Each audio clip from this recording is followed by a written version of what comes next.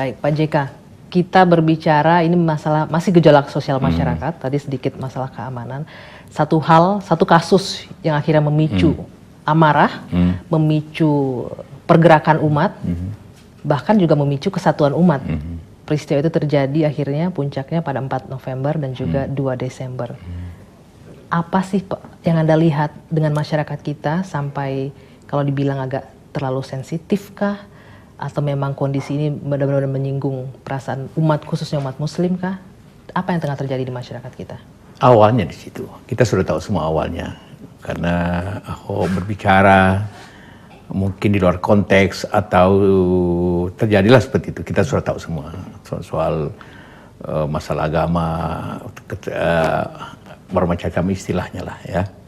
Ada soal kebohongan, ya orang tersinggung atau orang pelecehan agama itu istilah terserah lah.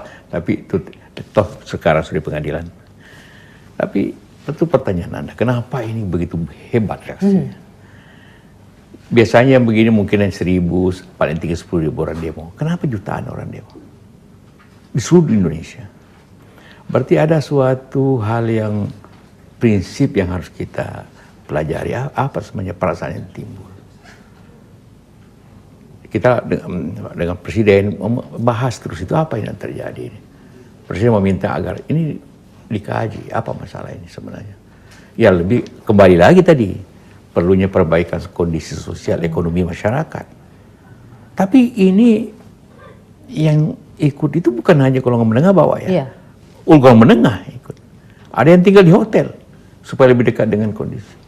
Di Borobudur atau di Sari Pasifik ada yang tinggal. Artinya apa di sana Pak JK? Artinya bukan hanya masalah, ada suatu perasaan yang ingin perbaikan lebih lanjut dalam suasana kita. Nah Pak, pada saat 4 November ya Pak ya, kalau boleh saya menunjukkan sesuatu nih untuk Pak JK, ini sedang menyaksikan, memantau langsung ya Pak ya, di TV One saat itu, memantau ini. Kalau tidak salah Bapak juga menerima perwakilan karena Presiden tidak hadir pada saat 4 November. Di tempat ini? Ya. Apa sih Pak yang disampaikan dan apa yang Anda berikan sehingga bisa menenangkan mereka pada saat itu? Ya mereka minta secara formal agar Ahok diadili. Bukan diadili, saya ditangkap. Saya bilang enggak, harus dengan cara hukum. Karena itu solusi yang kita berikan ialah oke, diperiksa polisi, itu jalur hukum. Diperiksa di polisi dulu, baru dari polisi kalau memang itu indikasinya penyidikan itu memang ada bersalah, harus baru masuk kejaksaan, kejaksaan ke pengadilan. Dan itu berlangsung hasil pertemuan di ruangan ini. Tapi boleh tahu nggak Pak, pada saat itu kenapa Presiden tidak mau menemui, lebih memilih untuk memeriksa infrastruktur yang lain? Tentu ada kesibukan lain dan juga pada waktu itu memang masa besar itu kan tidak mudah. Apa sebenarnya maksudnya kan? Apa sebenarnya yang diinginkan. Kan kalau tapi Presiden kan meminta Menko Polhukam untuk menerima. Ya pada akhirnya saya menerima. Pak JK selalu muncul di tengah konflik yang kita tahu dengan track record Bapak untuk mendamaikan beberapa wilayah konflik. Dan kemarin ketika melihat yang terjadi 4 November, 2 Desember, apakah itu bisa dibilang sebagai titik yang cukup genting pada saat itu di Indonesia? Iya, kalau waktu itu kan masih ratusan ribu ya tempat. Kalau ratusan ribu orang berada di tempat yang sama dengan orasi-orasi yang panas, kemudian bisa marah, kan berbahaya untuk satu ibu kota. Jadi kalau kita tidak segera akomodasi atau mendengarkan langsung apa yang diinginkan, berbahaya untuk kita semua. Dan bisa ekonomi kita masalah, bisa politik, sosial. Dan memang penting diselesaikan. Penting diselesaikan. Tapi untuk 2 Desember, sepakat kalau kita menyebutnya itu aksi damai ya Pak. Aksi doa bersama demi kebaikan negeri. Tapi di satu sisi, ada pihak yang dalam tanda kutip dituding, diduga ingin menunggangi aksi itu pada saat itu. Sehingga terjadi penangkapan ada 11 orang. Apa tanggapan Anda terhadap hal itu? Saya kira tidak ada hubungannya antara 2 Desember dengan yang ditangkap itu. Karena jelas yang 2 Desember itu tidak ada urusan dengan makar. Apa yang dituduhkan polisi makar kan berbeda. Bahwa kelompok itu ingin memanfaatkan situasi kita tidak tahu. Tapi yang terang terjadi tidak terjadi.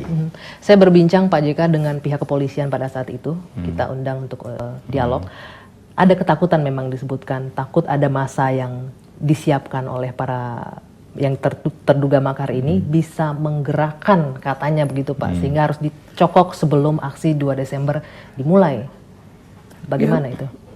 Bisa saja tentu, tapi karena berbeda konteksnya. Tidak mudah menggerakkan orang ini yang bicara tentang agama kemudian dialihkan bicara politik. Bisa saja ada beberapa, tapi saya yakin tidak semudah itu juga. Tapi oke lah, ini preventif. Itu lebih tindakan penting. preventif. Tapi dampaknya kan juga luar biasa Pak. Akhirnya ada yang menyebutkan, wah pemerintah sekarang agak terlalu sensitif. Pemerintah sekarang kupingnya tipis sehingga sedikit orang mengkritisi langsung diambil ke arah sana Pak, jadinya yang terbangun opininya. Ya pengalaman kita kan lebih baik berhati-hati.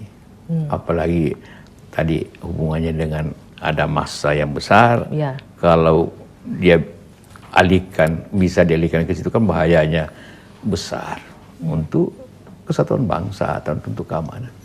Jadi saya kira tindakan kehati-hatian. Banyak di antara mereka yang ditahan Pak JK ya merasa apa yang mereka lakukan sangat jauh dari tudingan makar. Bagaimana pemerintah juga menghormati apa yang ingin mereka suarakan. Iya boleh saja, tapi saya kira pemerintah toh tidak kayak dulu nangkap masuk penjara tanpa menghukum. Toh ini nanti proses hukumnya aja. Ini nanti di pengadilan lah, kalau memang sampai ke pengadilan yang membuktikannya. Memang kita berutang rata-rata hampir 500 triliun setahun utang baru. Di samping kita harus membayar